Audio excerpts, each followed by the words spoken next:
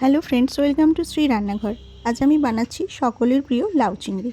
লাউ চিংড়ি বানানোর জন্য আমি লাউটা খুব ঝিরিঝিরিভাবে কেটে নিয়েছি। এর সঙ্গে আমি অল্প করে আলুও কেটে নিয়েছি। এটা আমি প্রেশার কুকারে দিয়ে নুন আর হলুদ দিয়ে একটা সিটি মেরে নেব।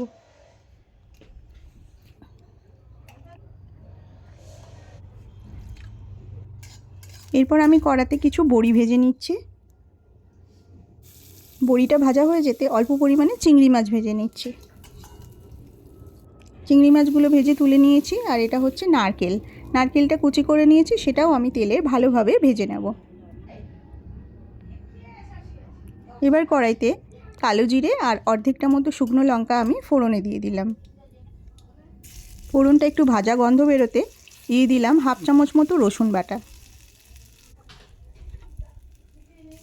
দিয়ে দিলাম জিরে বাটা আর আদা বাটা, দিয়ে দিলাম টমেটো কুচি।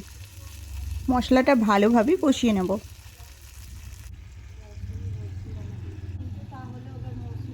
সামান্য পরিমাণে হলুদ দিয়ে দিচ্ছি। এরপর আমি ভেজে রাখা জিনিসগুলো সব দিয়ে দিলাম মশলার উপরে, দিয়ে আরও কিছু সময় কষিয়ে নেব।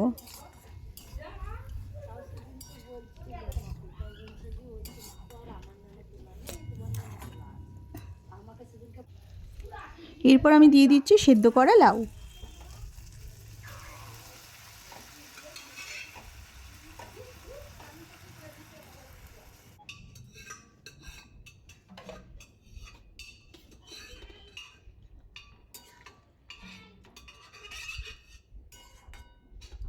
ঢাকা দিয়ে ভালোভাবে আমি এটা ফুটিয়ে নেব।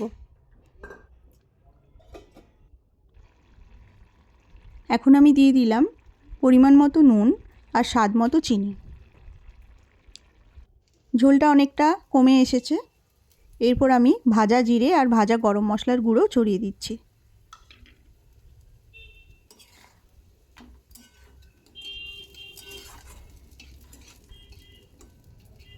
লাউ চিংড়ি একদম রেডি হয়ে গিয়েছে। এটা আমি একটা বাটিতে ঢেলে নিয়েছি। তো বন্ধুরা, রেসিপিটা কেমন লাগলো কমেন্ট করে জানাবেন। ভালো লাগলে প্লিজ চ্যানেলটি সাবস্ক্রাইব করবেন। Thank you.